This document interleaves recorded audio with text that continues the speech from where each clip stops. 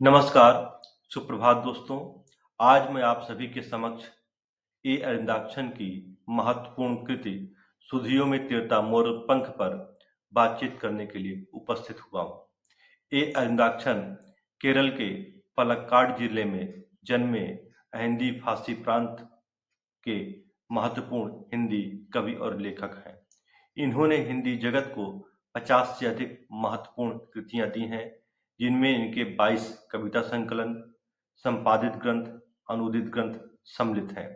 समय समय पर इन्हें अनेक पुरस्कारों से सम्मानित किया गया है और इन्हें केरल के नामवर जैसी महत्वपूर्ण उपाधियों से विभूषित किया जाता है। ए अरिंदाक्षन का उपन्यास सुधियों में तिरता मोर पंख वर्ष 2023 में विजया बुक से प्रकाशित होकर के आया है। इसकी कथा 192 पृष्ठों में फैली हुई है, जो 45 उपखंडों में विभक्त है। इस उपन्यास में आज के दौर में युद्ध की प्रासंगिकता पर विचार किया गया है। महाभारत की कथा को आधार बनाकर युद्ध के कारणों की व्यापक पड़ताल उपन्यासकार ने की है। उपन्यास के पात्रों पर नजर डालें तो यहाँ महाभारत के वह सभी पात्र दिखाई देंगे जिनको हम आप निरंतर सुनते रहे हैं, जानते रहे हैं, पहचानते रहे हैं, जिनमें वासुदेव कृष्ण, राधा, विदुर, भीष्म पितामह, अंगराज कर्ण, सुयोधन, गांधारी, धृतराष्ट्र, गुरु द्रोणाचार्य, कुंती, भीमसेन, अर्जुन, युधिष्ठिर, दुशासन, संजय, अश्वत्थामा, शकुनी, रुक्मिणी, सत्यभामा आदि सभी उपस्थित दिखाई देते हैं। उपन्यासकार ने इन पात्रों के माध्यम से युद्ध जैसे महत्वपूर्ण प्रसंग पर बातचीत की है और उसके कारणों की पड़ताल करता हुआ दिखाई देता है। उपन्यासकार इस निष्कर्ष पर पहुंचता है कि मानवीय संबंधों के बीच प्रेम की अनुपस्थिति युद्ध को जन्म देती है।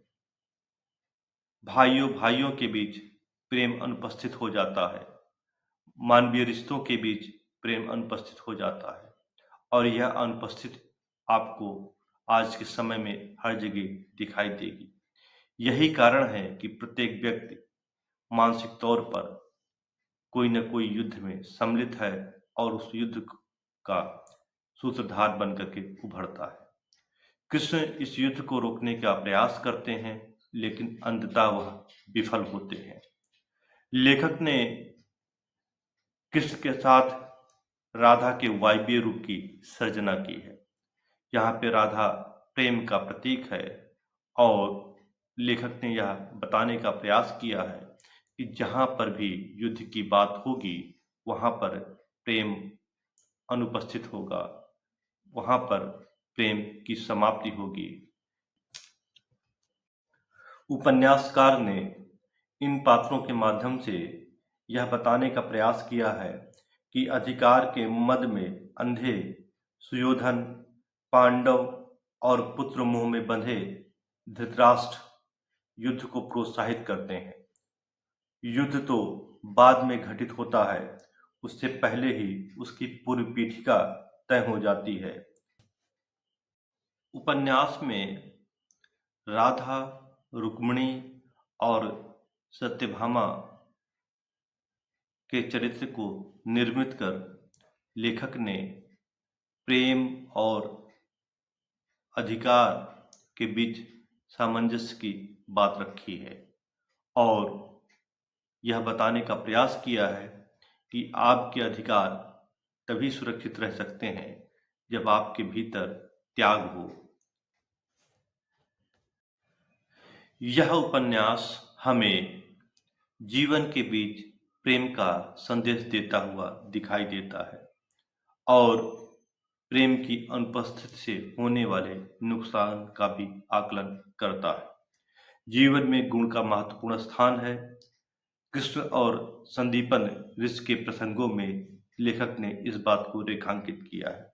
जीवन और प्रकृति के अंतर संबंधों को बारीकी से उपन्यास में उठाया गया है और उसकी पड़ताल की गई है।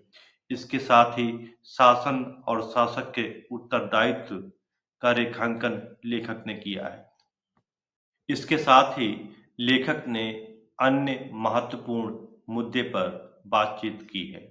वह है प्रकृति और मानव के बीच संबंध पर। कृष्ण बार बार संदीपन ऋषि के आश्रम में जाते हैं, प्रकृति के साथ भ्रमण करते हैं, वृक्षों से बातचीत करते हैं, जो आज के समय में प्रकृति पर निरंतर हो रहे वार अत्याचार को रेखांकित करता हुआ दिखाई देता है। हम अपनी छोटी छोटी जरूरतों के लिए वृक्षों को, पेड़ पौधों को, प्रकृति को नुकसान पहुंचाते जा रहे हैं और लेखक ने कृष्ण के प्रकृति के मनोहारी रूप का चित्रण करते हुए यह बताने का प्रयास किया है कि प्रकृति और मनुष्य दोनों में गहरा रिश्ता है और यदि इसे किसी तरीके का नुकसान होगा तो मानव जीवन भी खतरे में आएगा। यही कारण है कि कृष्ण संदीपन ऋषि के आश्रम में जाते हैं और वहाँ पे वृक्षारोपण करते हैं, साथ ही अपने विद्यार्थी जीवन में रोपे गए वृक्ष के फल का खाते हैं। प्रकृति ने हमें अपने जीवन के निर्वाह के लिए उचित साधन संसाधन दिए हैं और हमें उसे बिना किसी तरीके के नुकसान पहुंचाए अपना जीवन जीना चाहिए। प्रकृति और मानव के बीच प्रेम और सौहार्दपूर्ण वातावरण की बात कवि लेखक ए एन दाक्षिणी इस उपन्यास में करते हुए दिखाई देते हैं। विवेच्य उपन्यास में लेखक का काव्यमय हृदय जगह जगह मुखरित होता हुआ दिखाई देता है। यही कारण है कि उपन्यास को पढ़ते वक्त उसमें संगीत की भीनी भीनी गंध सुनाई देती है और जगह जगह लेखक प्रकृति से वार्तालाप करता हुआ दिखाई देता है। कृष्ण और राधा के प्रसंगों को लेते हुए वह प्रकृति के बेहद निकट पहुंच जाता है और उसी प्रकृति में प्रेम फलता फूलता है। यदि हम निष्कर्ष के रूप में बात करें तो उपन्यासकार ने इस उपन्यास के माध्यम से मानवीय रिश्तों में प्रेम के महत्व, इसकी अनुपस्थिति से होने वाले नुकसान का आकलन किया है। इसके साथ ही जीवन में गुरु का महत्व, जीवन और प्रकृति के बीच अंतर संबंध, शासन और शासक के उत्तरदायित्व, नैतिकता के क्षरण से होने वाले नुकसान, पीढ़ियों के अंतराल में होने वाली सोच और मूल्यों में परिवर्तन, आज सभी को आधार बना करके यह कृति पाठकों को समर्पित की गई है। यह उपन्यास पाठकों को व्यापक जन सरोकार से जोड़ते हुए प्रेम और अधिकार के बीच सामंजस्य स्थापित करने की बात करता हुआ दिखाई देता है। आप सभी ने सुना, इसके लिए आप सभी का बहुत बहुत धन्यवाद।